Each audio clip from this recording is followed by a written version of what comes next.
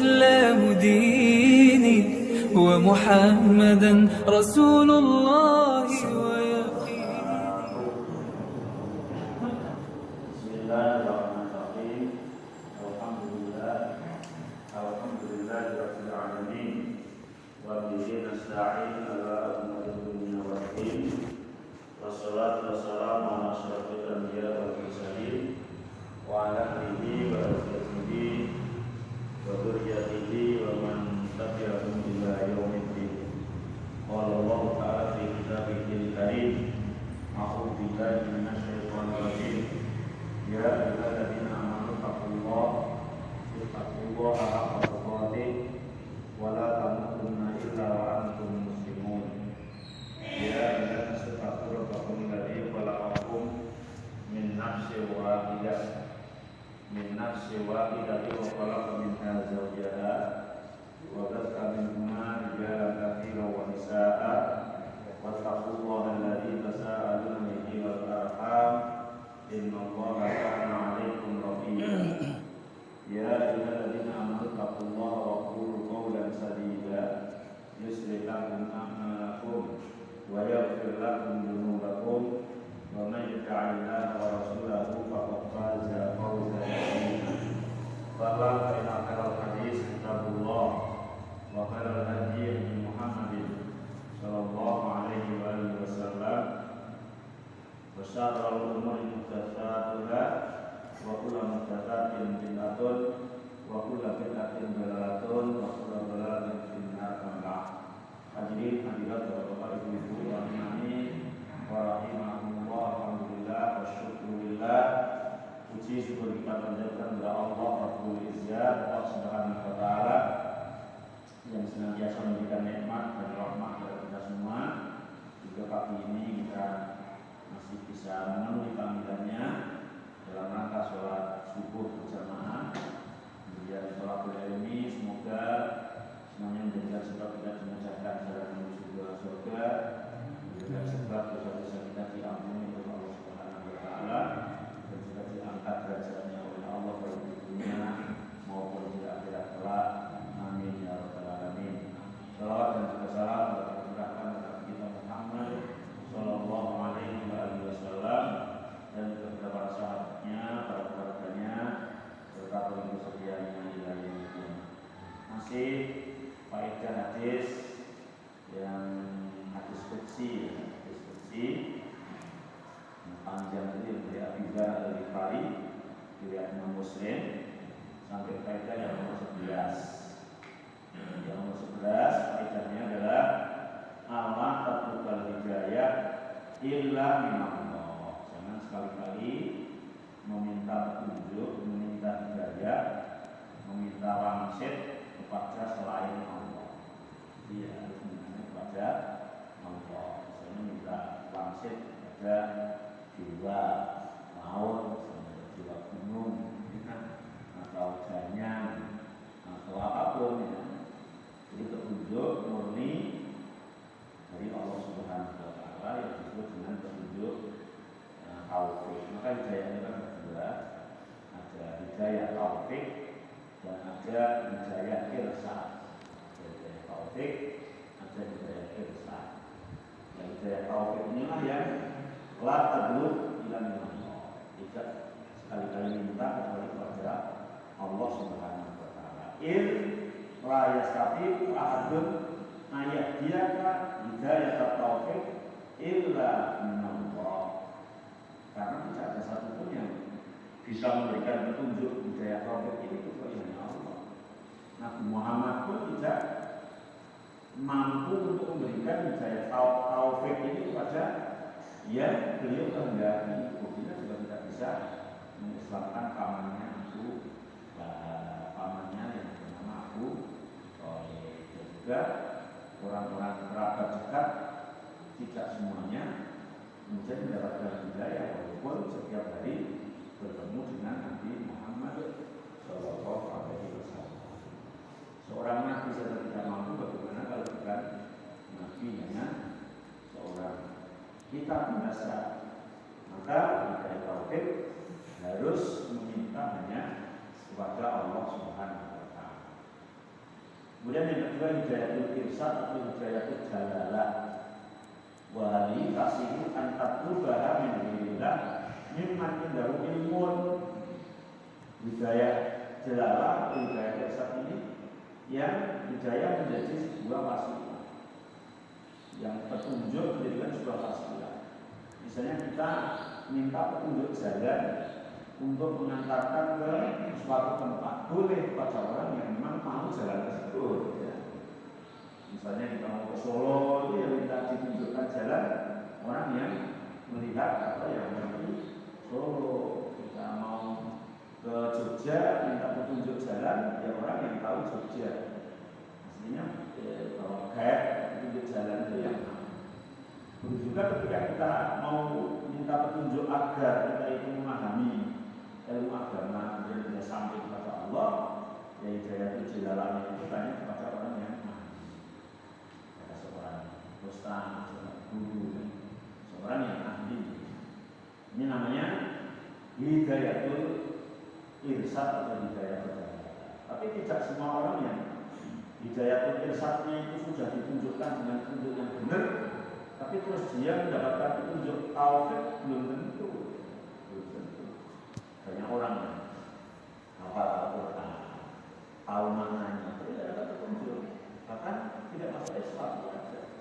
Sampai ada ulama itu memberikan wakil sebagian orang yang hafal Al-Quran dan hadis yang tidak masuk Islam dengan sebutan ulama tanpa syahadat. Tidak ulama tanpa syahadat. Kalau kita ingat sejarah yang di Indonesia itu ada sinodonya, ada Steinbring itu, mereka pandai tentang Al-Quran, tahu bahkan buku Busita itu dia hafal karena dia tujuannya mengorek orang Islam kayak apa pemahamannya, dan dia mengambil gelar doktornya itu dari penelitian organisasi Islam yang ada di Indonesia, dan dengan cara harus memahami antara satu mazhab dengan mazhab yang lain, tapi tidak mengucapkan syahadat. Kan naudzubillah, tidak mengucapkan syahadat, dia tidak masuk Islam, hanya memahami agama Islam. Kenapa? Karena belum mendapat hidayah taufik. Ya kalau kita bicara lagi yang lebih dari itu, iblis. Iblis itu kan masya Allah, wandinya luar biasa, umurnya panjang, belajarnya lama ya. Tapi ketika tidak dapat hidayah taufik, dia tidak mau masuk ke dalam Islam. Bahkan dia hanya mengintai besok kalau sudah matahari hampir terbit dari barat dengan 1 jam dia mau berobat, tapi tidak dikasih informasi oleh Allah Subhanahu wa Ta'ala. Maka dari itu Allah berfirman dalam hadis qudsi, tahduni ahdiku. Tahduni, mintalah petunjuk pada aku, kata Allah, ahdiku, maka saya aku akan memberikan petunjuk kepada kalian. Jadi tahduni di sini ya dulu ala al-murad hidayah taufik. Dimaksud adalah hidayah taufik yang harus ikut kepada apa meminta kepada Allah Subhanahu wa Ta'ala. Adapun hidayah jalalah aku bikin bagi wasail alat ja'alah Allah sababan lil ilm. Hidayah jalalah atau hidayah irsyad yang kita belajar, kita mencari tahu, mencari ilmu tentang bagaimana menjadi orang yang akan berjalan menuju kepada Allah Subhanahu wa Ta'ala. Kemudian kaidah yang selanjutnya ke-12, annal ibad fil asli jia'un. Sesungguhnya hamba ini asalnya adalah jia' itu ju itu makan, kecuali yang dikasih makan oleh Allah Subhanahu wa Ta'ala. Li anahum ayat berikutnya ayat hukum mata ya bil asal. Karena orang tidak tahu dan tidak punya suatu wasail wasilah perangkat yang menjadikan dirinya itu hidup. Makanan tidak punya, alat untuk makan juga belum sempurna. Maka ketika Allah tidak ngasih hidayah tentang bagaimana dia itu bisa kenyang dan hidup, tidak bisa. Maka Masya Allah, ketika kita melihat bayi lahir, bayi di dalam kandungan dulu makan ikut nutrisi yang dimakan oleh ibunya lewat plasenta, ya,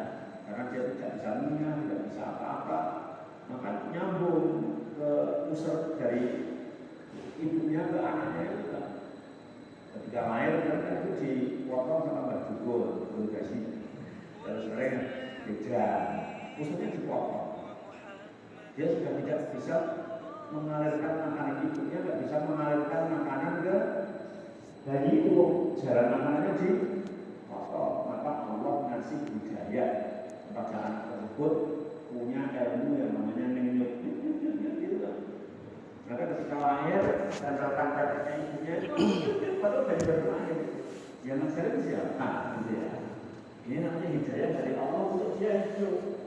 Kalau Allah nggak kasih ya nggak dikasih ilmu nenyut itu ada dari yang lahir disuruhnya nggak bisa. Kita kalau ya mati, akhirnya beberapa jam kemudian mati. Karena tidak dikasih makan oleh Allah. Yang kedua, ya Allah masih rezekinya tidak nutrisi yang di perut, tapi disaring kemudian masuk ke teteknya itu menjadi air susu. Dan belum pernah ditemukan perempuan yang tidak hamil itu kok teteknya membesar kemudian mengeluarkan air susu, enggak ada. Karena air susu itu adalah bekal dari Allah untuk bayi yang baru lahir. Karena bayi itu nggak bisa makan selain itu. Bilang sambil makan, ya baru lahir gitu. Kemudian seiring dengan perjalanannya waktu dan tumbuh giginya, kemudian akhirnya bisa ngunyah, bisa makan, bisa ini. Ini Allah yang memberikan hidayah agar dia itu hidup, Karena aslinya dia tidak tahu dan tidak memiliki apa yang harus dia makan dan bagaimana cara makannya. Maka kemudian kata Allah, ya fastab'imuni ut'imku. Ya, mintalah makan kepadaku, maka niscaya aku akan memberi makan kepada kamu. Suruh minta makan kepada Allah Subhanahu wa taala. Karena fal aslu annal insan qasirun jari'un illa man at'amahu. Manusia itu qasir, kekurangan, ya, terbatas, jari'un, lapar dan tidak bisa makan. Maka mintalah is'aluni at-ta'am at'am. Mintalah makan padaku, saya aku akan memberi makan kepada kalian. Jadi minta kepada Allah Subhanahu wa taala. Karena rezeki makan itu memang sudah ditanggung oleh Allah, artinya ada di tangan Allah. Maka kita tidak minta. Tapi kalau memang batas makan itu sudah selesai, rezeki itu sudah selesai, dengan berbagai macam cara. Bisa jadi ada orang tersesat di tengah hutan nyari makan nggak dapat, akhirnya mati. Ya, atau kemudian menjauh ke tengah laut sana, ya, nggak ada makanan, sudah nggak bisa makan, akhirnya mati. Atau sakit yang tidak bisa makan, padahal makanan banyak di depannya, akhirnya juga mati. Saya pernah melihat orang yang sakaratul maut di rumah sakit, ya, yang nunggu nggak paham, masih dikasih minum, padahal kalau airnya dimasukkan ke mulutnya itu bersebel gitu. Akhirnya nyemprot gulangi kubur semprot ini. Oh, dia sudah tidak punya rezeki makanan, Pak. Sudah ditutup oleh Allah. Tadi sesel-sesel dia nggak mau. Kalau dia akan mengambil nafas atau sulit karena memang oksigennya sudah dibatasi oleh Allah Subhanahu wa taala. Maka istaqimu mintalah kalian makan kepadaku, niscaya aku akan memberikan makan kepada kalian. Ayyasmiru sa'allah aqwam ayyasmiru asabnya fi rizqi wa fi ghaibatillahi. Minta kepada Allah itu bisa berwujud minta makan. Ya Allah, berilah aku makan, berilah aku sesuatu yang bisa aku konsumsi untuk dimakan, atau yang dimaksud adalah berilah tenaga, kepandaian, kepintaran agar aku bisa nyari makan. Itu pun minta kepada Allah Subhanahu wa taala. Tapi ketika Allah memberi itu, masya Allah, kadang-kadang tidak masuk akal. Ya. Saya sering cerita bahwa zaman dulu, mungkin hanya daerah Semarang, tidak tahu daerah-daerah yang lain seperti dari daerah-daerah tertentu ya. Semarang itu dengan tahun 70-an, 80-an itu larang pangan, gitu ya. Larang pangan, padahal tanah luas. Tanah luas semuanya ditanami padi ya. Padinya banyak, padahal jumlah manusianya sedikit, tapi kekurangan makan. Ya, diiringi kayak begitu ya. Semakin ke sini manusianya semakin banyak. Nah, sawahnya semakin sedikit, tapi Allah memberikan makan banyak. Dengan caranya Allah sendiri, dengan caranya Allah sendiri. Maka kita minta kepada Allah Subhanahu wa Ta'ala. Dalam Al-Quran misalnya Allah berfirman, "Fa'idha qudiyatis shalah, fantashiru fil ardi, wabtaghu min fadlillah, wadhkurullaha katsiran la'allakum tuflihun." Apabila kalian selesai sholat, maka bertebaranlah kalian di muka bumi dan mencari anugerah Allah, mencari rezeki dari Allah Subhanahu wa Ta'ala. Dan ingatlah kepada Allah dengan zikir yang banyak agar kalian menjadi orang yang beruntung.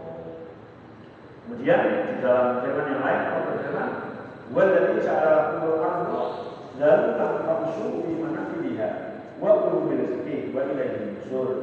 Allah yang menjadikan bumi untuk kalian dalulan, bisa ditaklukkan atau dalulan rangka. Famsu di mana dia, maka berjalanlah di muka bumi itu. Wa kulu min rizqihi, dan makanlah dari rezeki. Wa ilaihi nusyur, dan kepadanya kita kembali. Ini artinya kita minta kepada Allah, baik minta langsung makanan maupun minta agar kita bisa mencari makan dengan tenaga dan usaha yang kita. Kemudian pada selanjutnya, annal asrafil insan ala Allah. Juga manusia itu asalnya tidak berpakaian, sama dengan makhluk-makhluk Allah yang lain. Ketika lahir dalam kondisi telanjang, tidak pakai baju, tidak pakai celana, tidak pakai apa-apa. Baik yang kemudian jadi presiden, jadi MPR, jadi gubernur, jadi dokter, jadi ustaz, jadi kiai, lahirnya semuanya telanjang. Berarti kalau yang calon presiden lahirnya juga jas, yang calon ustaz atau syekh lahirnya sudah juga, semuanya telanjang, aslinya telanjang. Hatta yaksuhullah, hingga Allah yang memberikan pakaian sesuai mungkin dengan adat dan budayanya masing-masing. Kalau di Indonesia mungkin baju batik, kalau di Saudi sana dengan juga. Saya pas melihat di Saudi itu ternyata tukang batu, kuli batu itu pakai juga. Awalnya saya panggil ustaz, ternyata kuli batu tidak bisa baca, itu pakai juga. Karena memang pakaian namanya itu juga. Jadi jangan salah nanti pakai juga itu semuanya berarti bisa ngaji semua. Ya, diberi pakaian sesuai dengan adat dan budaya masing-masing. Ya.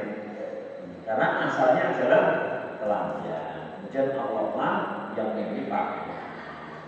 Ya Allah yang memberikan pakaian. Kalau zaman dulu lagi-lagi zaman dulu, larang pakan juga larang sandal. Pakan sandal. Kalau zaman sekarang mungkin baju itu hanya terpakai beberapa bulan. Kalau zaman dulu itu bisa bertahun-tahun. Saya ingat dulu itu pernah diberikan celana saya sama itu saya, celana panjang. Itu kalau dipakai sholat Id, kemudian silaturahim badan sehari-hari, itu kemudian suruh melepas di lebih lagi harus dipakai lebaran tahun depan. Iya benar itu. Dan kayak gitu berjalan sampai kalau nggak 4 ke 5 lebaran. Kalau nggak 4 itu 5. Jadi habis sholat Id, habis silaturahim itu lebih lagi dimasukkan kotak, itu nggak malu itu kotak gitu.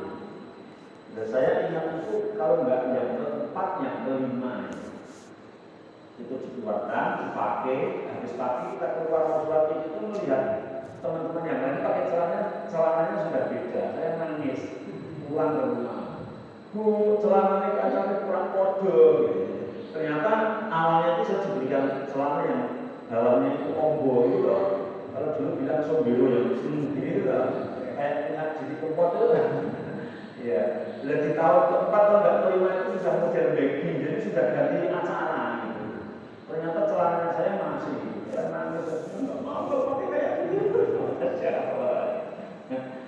Itu itu pernah terjadi seperti itu. Artinya teman kita itu kalau nggak Allah pasti Masya Allah.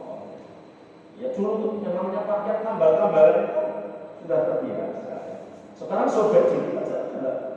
Maka apalagi sobek, namoh itu namoh katanya. Mungkin ada ya sudah apa namanya? Iya, musuh itu mungkin sudah mau mati sebenarnya. Sudah tidak mau mati. Artinya bahwa ketika memang Allah itu berkehendak untuk menjadikan pakaian itu jaga, mahal pakaian dan pakaian harganya mahal, nah, itu akan terjadi benturan. Maka kita selalu minta kepada Allah Subhanahu wa Ta'ala agar diberi murah sandang, murah tangan, mudah mencari manisan penghidupan dan mudah mencari sandang. Ya. Nah, sekarang kadang-kadang 1 bulan beli lagi pakaian, 1 bulan beli lagi pakaian, terutama ibu-ibu ya. Kalau makanya saya nggak muat-muat ya, kebak kalau gitu besok hisapnya kebanyakan, makanya harus dikeluarkan. Ya jika yang mau. Tapi sekarang itu pakaian layak pakai bekas itu nggak ada yang mau juga ya. Karena orang yang berpakaiannya baru-baru semua, kalau dibawa ke daerah yang gempa, daerah yang kena bencana alam, baru mungkin butuh mereka ya. Kalau normal kayak gini kan mau jelaskan kemana? Pakaian layak pakai itu loh, misalnya kita sudah dipakai tahun itu masih bagus, kasihkan siapa itu kan mengasihkan kadang-kadang memberi kok bekas gitu ya. Sekarang banyaknya memberi baru. Karena memang Allah sudah memberikan pakaian, memberikan murah pakaian. Lah aslinya adalah orang itu telanjang, kecuali diberi pakaian oleh Allah Subhanahu wa Ta'ala. Dan nanti ketika kita bangun dari kubur, kita akan kembali seperti semula, telanjang, ya. Seperti yang dikasih pakaian oleh Allah Subhanahu wa Ta'ala. Faedah selanjutnya, kalau Allah Azza wa Jalla haitsu yuridu ala ibadihi bayana halihim wa qarihim ilaih thumma yad'uhum ila du'aihi azza wa jalla hatta yazila anhum ma fihim min al-faqri wal hajat. Kemuliaan Allah Subhanahu wa Ta'ala yang Allah menginformasikan kepada hamba-hambanya bahwa semua hamba Allah itu butuh kepada Allah. Semua makhluk Allah itu butuh kepada Allah Subhanahu wa Ta'ala. Kemudian Allah menginformasikan kepada hamba yang berakal, yaitu manusia, untuk senantiasa dan selalu berdoa kepada Allah Subhanahu wa Ta'ala agar kebutuhan itu terpenuhi oleh Allah dengan kita minta kepada Allah Subhanahu wa Ta'ala. Dan ketika kita minta itu pun oleh Allah dikasih penghargaan. Ketika berdoa dan ternyata doa adalah ibadah. Berdoa itu termasuk bagian dari ibadah. Ya. Jadi berdoanya sendiri itu nanti dikasih pahala yang besar oleh Allah Subhanahu wa Ta'ala di akhirat. Di samping sudah dikasih oleh Allah di dunia ini. Dan selanjutnya anak ibnu Adam qata'un, ai kasirul qata'. Sesungguhnya anak Adam ini banyak salah, banyak luput. Ya. Al-insan mahalul qata' manusia. Manusia itu pabrik sawah gudang lupa. Pabrik sawah gudang lupa. Yang mahalul qata' wan nisyan. Itu manusia. Sehingga karena banyak salah, banyaklah meminta ampun dan istighfar kepada Allah Subhanahu wa Ta'ala. Ya, meminta ampun dan beristighfar kepada Allah Subhanahu wa Ta'ala. Karena innahu kana zaluman jahula. Manusia itu zalim, manusia itu bodoh. Maka banyak istighfar, minta maaf, minta ampun kepada Allah. Dan Allah tidak berkehendak untuk membuat hambanya itu yang sama sekali tidak berbuat dosa. Membuat hambanya yang bersih dari salah. Bahkan dalam sebuah hadis disebutkan ketika ada seorang hamba itu tidak berbuat salah sama sekali, misalnya dengan satu dunia, maka Allah akan segera menafikan dan digantikan dengan makhluk lain yang juga berbuat dosa. Ketika berbuat dosa kemudian minta ampun, minta istighfar, kemudian diampuni oleh Allah Subhanahu wa Ta'ala. Karena annahu maka surat al-dzunub al-khataya fa inna Allah ta'ala yaghfiru. Ketika semakin dosa itu semakin banyak, kesalahan itu semakin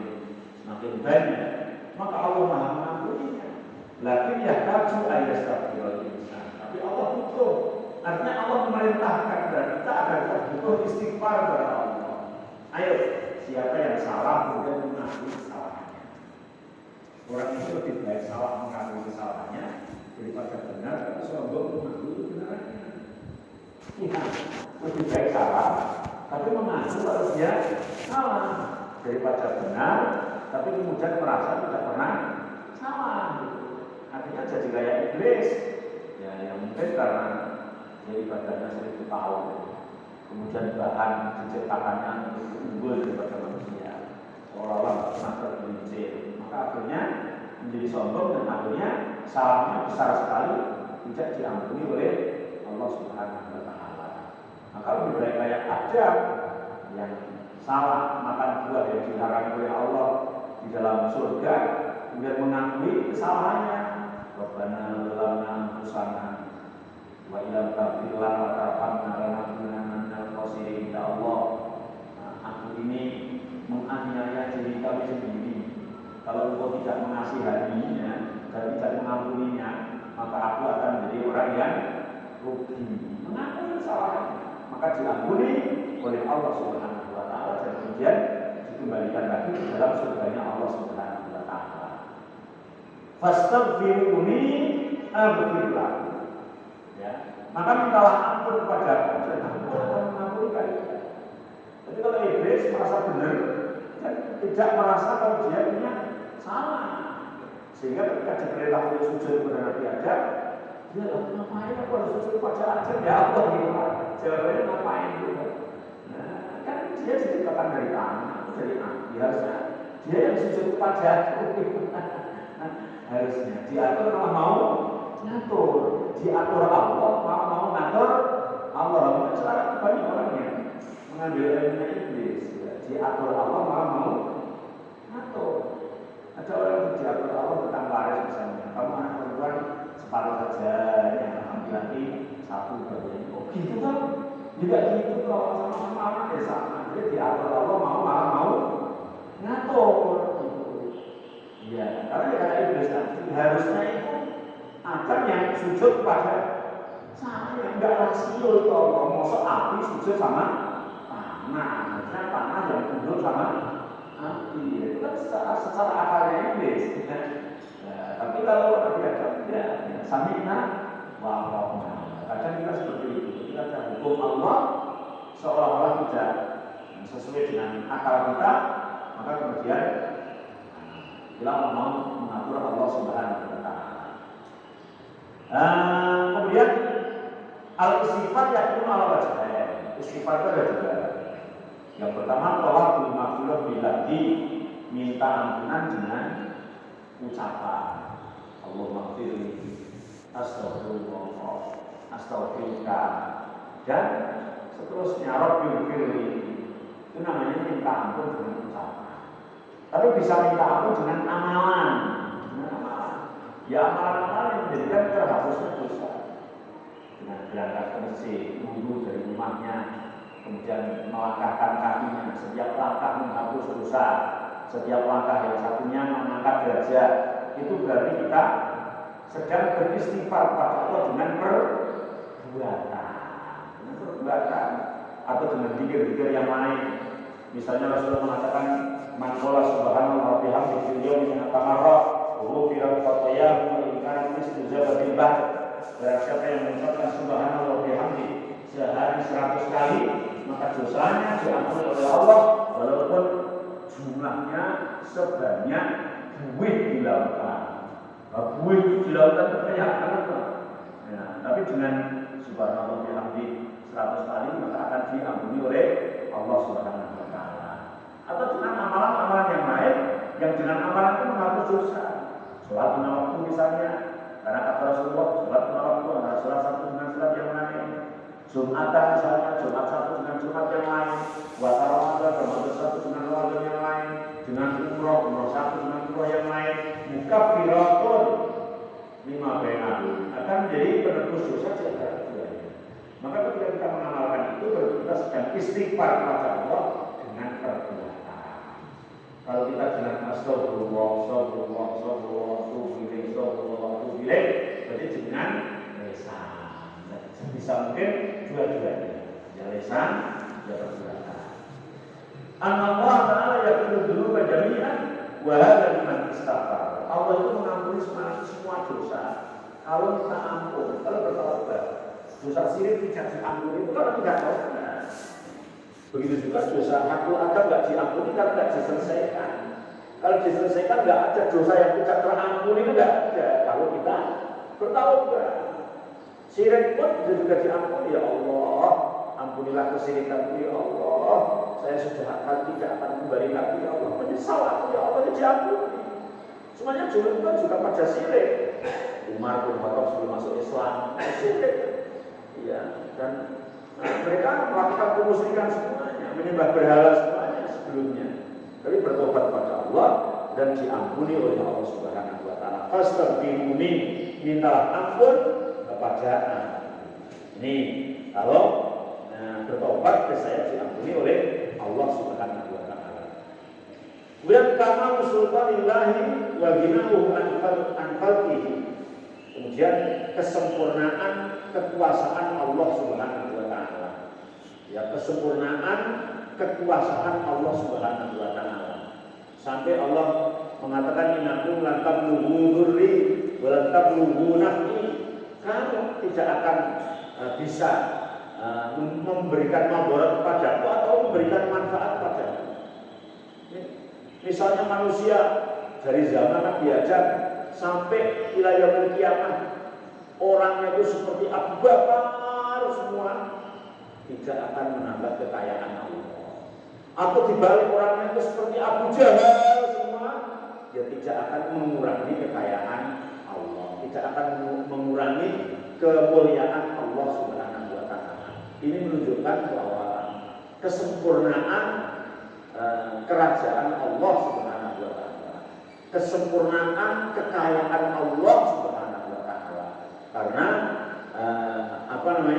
ketika semua orang itu minta kepada Allah Subhanahu wa Ta'ala dalam suatu waktu minta semuanya dengan permintaan yang berbeda-beda.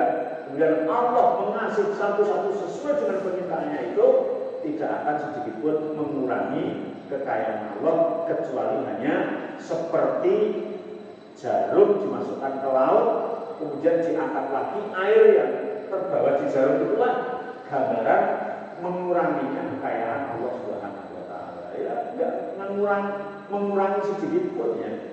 Masya Allah. Itu mana kayaknya Allah Subhanahu wa Ta'ala. Kemudian faedah selanjutnya, anallaha la yadlimu ahadan syai'an. Allah itu tidak menzalimi kepada siapapun. Hanya jadi innallaha la yadlimu wa innahu la yadlimu. Allah itu tidak menzalimi, tapi mereka lah yang zalim. Tsumma uwaffikum iyyah. Allah memberikan kepada hak-haknya orang yang memang meminta kepada Allah Subhanahu wa Ta'ala. Jadi Allah tidak menzalimi kepada siapapun. Kemudian jawab tahabbusul insan an nafsihi bi sigatil ghaib liqalihi faman wajada khairan falyahmadillah. Boleh orang itu menyebut dirinya dengan sigatul ghaib. Faman wajada khairan falyahmadillah. Barang siapa mendapatkan kebaikan, maka memujilah kepada Allah. Ketika memuji dirinya, tapi dengan sigatul ghaib. Sigatul ghaib itu dirinya ditempatkan menjadi orang ketiga, itu boleh. Artinya ketika membicarakan dirinya, tapi tidak langsung menyebut aku, tapi ajak orang, itu boleh ya. Ajak orang, misalnya kita tuh sedekah ngasih orang, yang ngasih kita, misalnya ke anak yatim, nak, ini ajak orang ngasih sesuatu, itu boleh. Sebetulnya ajak orang ini dirinya. Justru malah lebih baik daripada mengatakan ini loh dia ngasih, ya lebih baik mengatakan ada orang ngasih ke kamu. Itu namanya sedang mewakili dirinya, tapi menggunakan sigat ghaib atau menunjukkan dirinya menjadi orang yang ketiga. Kemudian yang terakhir, annaman taqallufa 'anil amali shalih wa lam yajid al khair fallauma 'ala nafsi. Orang yang terhalang dari amal shalih pada dirinya, maka jangan menyalahkan kecuali menyalahkan dirinya sendiri. Jangan nyalahkan orang lain, apalagi nyalahkan orang tua.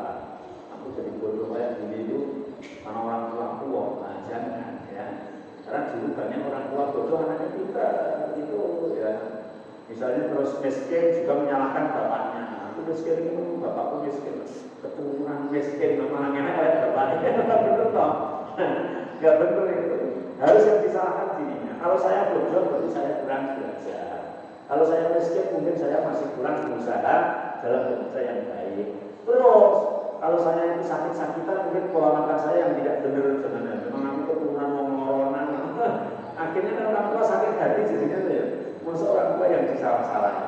Orang tua itu ngandung 9 bulan itu jadi orang imam. Iya, itu dilahirkan dan nangis terus juga orang tua sudah berjuang yang luar biasa. Setelah besar masih disalah-salahin. Itu sama. Atau menyalahkan temannya, atau menyalahkan siapa, menyalahkan tetangganya. Kadang-kadang kita bodoh-bodoh sendiri menyalahkan tetangganya. Aku ketonggolan gak boleh itu jadi nanti bodoh, nggak boleh lah. Ya. Jadi ketika ada sesuatu yang kurang pada diri kita, yang terbaik adalah menyalahkan diri kita sendiri. Kecuali kalau kita mendapatkan kebaikan, maka sandarkanlah kepada Allah Subhanahu wa Ta'ala. Wa ma asabaka min khairin fa min Allah wa ma asabaka min syarrin fa min nafsi. Kalau sesuatu kebaikan itu menimpa kamu, mengenai kamu, maka yakinlah atau sandarkanlah kepada Allah. Tapi ketika kalian melakukan kesalahan, maka sandarkanlah pada dirimu sendiri. Agar apa? Agar bisa evaluasi diri, memperbaiki diri menjadi orang yang baik. Sampai di sini, silakan kalau ada pertanyaan. Di sini sudah selesai.